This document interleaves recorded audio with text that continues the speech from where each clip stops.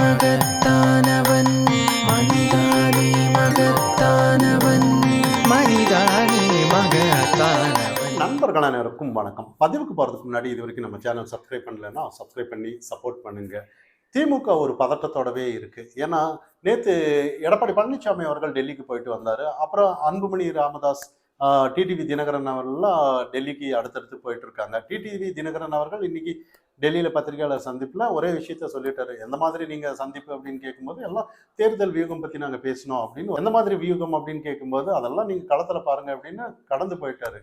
ஆனால் திமுகவுக்கு ஒரு பதட்டமாகவே இருக்கு. ஏன்னா நிறைய விஷயங்கள் அன்னைக்கு அங்கே இபிஎஸ் அவர்கள் எல்லாம் நிறைய நீங்கள் வந்து திமுக வீட்டுக்கு அனுப்பணும், இதை மட்டும் நீங்கள் பாருங்கள், மற்றதெல்லாம் நாங்கள் பார்த்துக்குறோம் அப்படின்னு ஒரு விஷயம்தான். இன்னும் நிறைய இன்னைக்கு அதாவது நேரு மேலே, நிறைய செந்தில் பாலாஜி மேலே, கரூர் விஷயம் எல்லாமே இருக்குது. ஆனால் எல்லாமே அதே பெண்டிங்கில் இருக்கு. என்னதான் பண்ணுறீங்கன்ற மாதிரி. அப்போ அதெல்லாம் வந்து அடுத்தடுத்து வரும். நீங்கள் களத்தில் மட்டும் நீங்கள் பாருங்கள், நீங்கள் அதை மட்டும் பாருங்கள், மற்றதெல்லாம் நாங்கள் பார்த்துக்குறோன்ற ஒரு செய்திகள் தான். இப்போ வந்து என்னன்னா அதை வந்து திமுகவுக்கு நல்லா தெரியுன்ற மாதிரி கருத்துக்கள். ஏன்னா இன்னைக்கு வந்து ஏதோ ஒரு விஷயத்த டைவெர்ட் பண்ண நிறைய பண்ணிட்டு இருந்தாங்க. இப்போ சிவி சண்முகம் நயன்தாரா பற்றி பேசிட்டாங்க, அது இதுன்னு பற்றி நிறைய டைவெர்ட் பண்ணுறதுக்கு நிறைய இருந்துட்டு இருக்கு. ஆனால் அதுக்கு கண்டனங்கள் எல்லாம் பல இருந்தது. ஆனால் இன்னைக்கு மனோ தங்கராஜ் அவர்கள் நியூஸ் 24/7 வந்து ஒரு நிகழ்ச்சியில் வந்து அந்த மாதிரி அமைச்சர்களுக்கு ஒரு பொறுப்பு வேணாமான்னு தான். ஏன்னா மக்கள் கேள்வி கேட்டேன்னா அது பதில் சொல்ல தெரியலன்னா ஏதோ ஒரு விஷயம், அதாவது கோவப்பட்டு அவங்கள ஏதோ ஒரு ஆபாசத்தை பேசிட்டான்னா அடங்கிடுவாங்கங்கிற ஒரு யுக்தி திமுகவில் கையாண்டுட்டு இருக்காங்க. ஏன்னா எதுக்கு அந்த ஆளுகிட்ட போய் சண்டை போடணும் அப்படின்னு நாங்கள் மக்கள் விலகிடுவாங்க அப்படிங்கிற ஒரு கேள்விதான். அதுக்காக இந்த மாதிரி எல்லாம் பேசணுமான்ற ஒரு கேள்வி. ஏன்னா அதில் ஒரு கேள்வி கேட்குறாங்க, அதுக்கு பதில் தெரியாமல் எல்லாமே அதை சொல்ல தெரியலன்னா மக்கள் சிரிக்கதான் செய்வாங்க. அதுக்கு நான் விசில் அடிக்கும் போது நீ பிறக்கவே இல்லைடா, உங்க அப்பா கோமணத்துக்குள்ள இருக்கன்ற மாதிரி அந்த செய்திகள், அந்த வார்த்தையை எப்படி சொல்லலான்னு தான். ஒரு அமைச்சர், எப்படிப்பட்ட ஒரு பொறுப்பான அமைச்சர். ஆனால் இதெல்லாம் பார்க்கும்போது இதுக்கு யாருமே கண்டனத்தை தெரிவிக்க மாட்டாங்க. ஏதோ நயன்தாரா பற்றி பேசிட்டாருன்னு சொல்லும்போது அந்த அளவுக்கு ஊடகத்தில் பிரேக்கிங் நியூஸ் ஓட்டினாங்க. இந்த விஷயத்துக்கு யாருமே ஓட்ட மாட்டாங்க. நிறைய பெண்களை பற்றி சொல்லிட்டாங்கன்னு நிறைய பேர், குஷ்பு அவர்கள் எல்லாம் வந்து பேசினாங்க, கண்டனத்தை தெரிவிச்சாங்க. இப்போ இதெல்லாம் ஆபாச பேச்சு இல்லையா, இதுக்கெல்லாம் யாருமே வரமாட்டாங்க. ஏன்னா இன்னைக்கு வந்து திமுக ஆதரவாளர்கள் வந்து இதுக்கெல்லாம் முட்டுதான் கொடுப்பாங்களே ஒழிய இதெல்லாம் வந்து, ஏன்னா திமுக ஆட்சி இனி வரவே வராதுன்னு தான் நம்ம கவனிக்கணும். ஏன்னா அந்த அளவுக்கு ஒரு சர்வே எடுத்திருக்காங்க, இந்தியா டுடே ஒரு இன்டர்னல் சர்வே எடுத்திருக்காங்க. அந்த சர்வேல வந்து கிட்டத்தட்ட 135 தொகுதியிலிருந்து 140 தொகுதி வரைக்கும் அதிமுக கூட்டணி வந்து வரும் அப்படின்ற மாதிரி சில செய்திகள். இன்னொரு விஷயம் என்னன்னா 64% பேர் திமுகவுக்கு எதிர்ப்பு மனநிலையில் இருக்காங்க அப்படின்னு சொல்லி ஒரு விஷயத்த. ஆனால் நிறைய ஆச்சரியமா இருக்கும். அதாவது இந்தியா டுடே எப்படிடா திமுகவுக்கு எதிராக கருத்துக்களை சொல்றாங்க அப்படின்னு எல்லாருக்குமே ஒரு விஷயம். ஆனால் அவங்களுக்கு எதிராகவே ஒரு விஷயத்த சொல்லுவாங்களான்னு ஒரு கேள்வி வரும். ஆனால் உண்மை இதுதான் அவங்க யதார்த்தமாக சொல்லியிருக்காங்க. ஆனால் இதை தாண்டி நிறைய அரசியல் யுக்தி, அரசியல் வியூகம், டெல்லி தலைமை வந்து என்டிஏ கூட்டணியில் வந்து ஏதோ ஒரு பீகார் எலெக்ஷன்ல எந்த அளவுக்கு முக்கியத்துவம் கொடுத்தாங்களோ அதே மாதிரி தான் தமிழகத்திற்கு கொடுப்பாங்கங்கிற ஒரு செய்திகள்.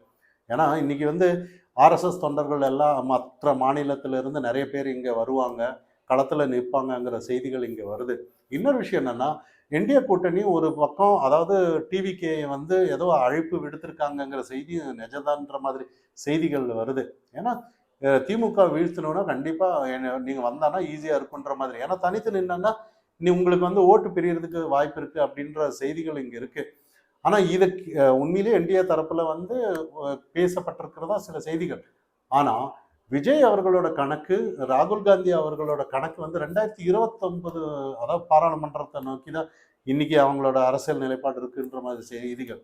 ஏன்னா மற்ற மாநிலங்கள் எல்லாத்துக்கும் விஜய் அவர்கள் கொஞ்சம் ஃபேன்சியாக இருக்கும்போது கேரளா இங்கெல்லாம் வந்து 2029க்கு வந்து பயன்படுவாரோ அப்படின்ற ஒரு விஷயம் இருக்குது.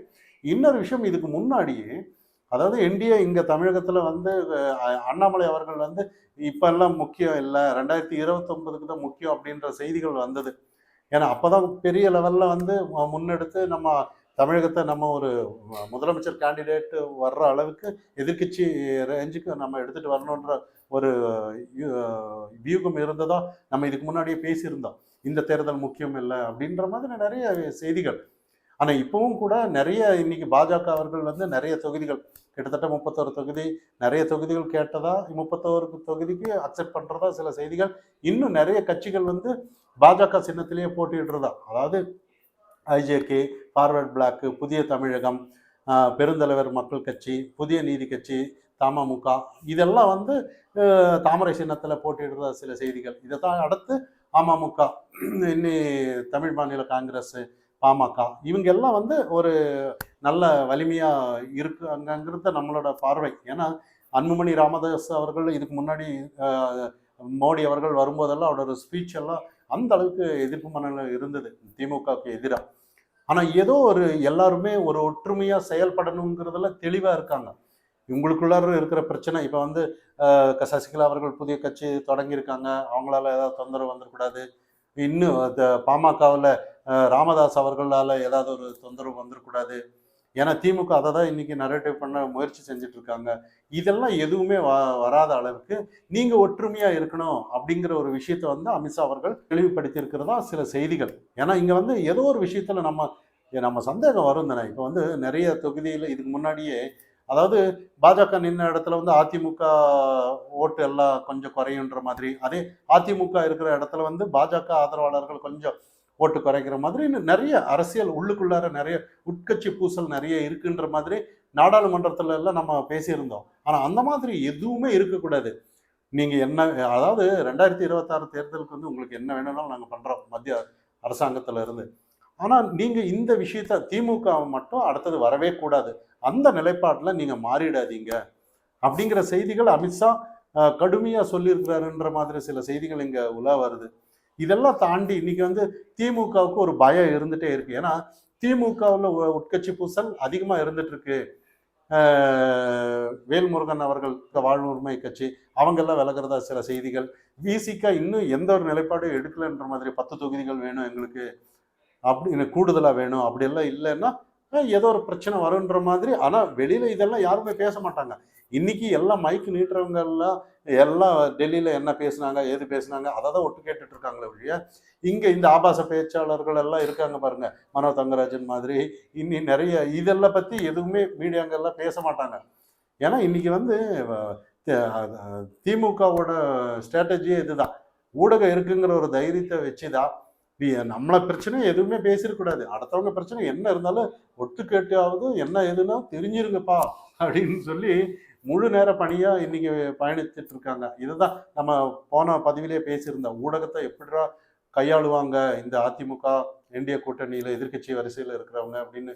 ஏன்னா ஊடகத்துக்கு அந்த அளவுக்கு பலம் இருக்குன்ற மாதிரி தான். ஆனா இப்பெல்லாம் நிறைய இணையத்துல நிறைய செய்திகள் எல்லாம் போயிடும். வாட்ஸ்அப் வச்சிருப்பாங்க, யூடியூப் வச்சிருப்பாங்க, எல்லாமே மாறி மாறி போயிட்டு இருக்கு. ஏன்னா இன்னைக்கு ஒரு விஷயம் வந்து என்ன நடக்குதுன்னா, 4 முனை போட்டி அப்படின்னு நம்ம நினைக்கிறோம். அதான் நாம் தமிழர், விசிகா, சரி நாம் தமிழர், அதே தாவேகா, அதே என்டிஏ கூட்டணி, திமுக.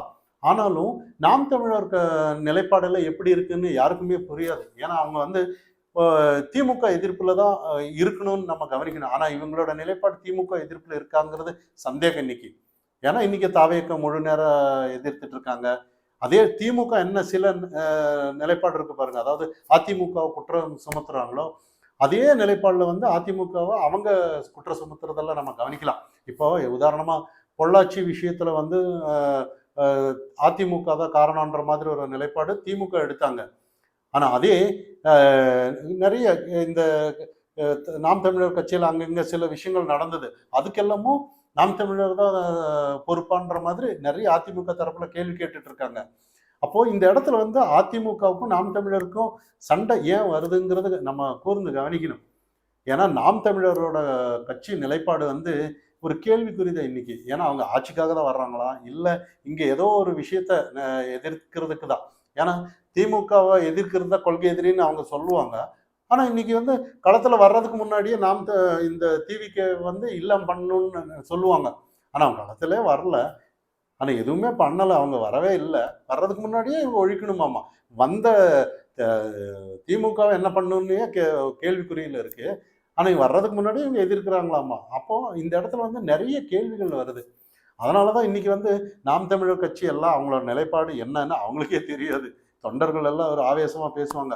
இயற்கை வேளாண் பத்தி பேசுறாரு, அது இதுன்னு ஏதோ ஒண்ணு இருக்கும். ஆனா இதெல்லாம் வந்து இங்க வந்து ஏன்னா ஃபர்ஸ்ட்டு இயற்கையா இருக்கணும்னா, நம்ம வீட்ல இருந்து மாறணும். நம்ம மாறுனா தான் அடுத்தது வெளியில சொல்ல முடியும். ஃபர்ஸ்ட்டு அவங்க தலைமை மாறணுன்ற மாதிரி தான் கருத்தெல்லாம் சொல்லிட்டு வர்றாங்க. ஆனா இதெல்லாம் தாண்டி வந்து 2026 தேர்தல்ல வந்து என்டிஏ மாபெரும் வெற்றி பெறும் அப்படிங்கிறது வந்து எந்த ஒரு மாற்று கருத்து இல்லைன்னு தான் நம்ம பார்க்கணும். இதெல்லாம் தாண்டி திமுக அதை எப்படி எதிர்கொள்வாங்கங்கிறது பயங்கர சவாலா இருக்கு. ஏன்னா முந்தி மாதிரி இல்ல திமுக. இப்பல்லாம் செயல் இழந்துட்டு தான் வருதுன்னு நம்ம பார்க்குறோம். இதெல்லாம் தாண்டி கடைசி நேரத்துல ஏதாவது காசு கீசு கொடுத்து முயற்சி செய்வாங்கன்னு தான் நம்ம கவனிக்கணும். இதெல்லாம் தேர்தல் பொறுப்புல இருக்கிறவங்க வந்து கொஞ்சம் கண்காணிச்சா என்டிஏ கூட்டணி வந்து மாபெரும் வெற்றி பெறும்ங்கிறது தான் நம்மளோட பதிவு.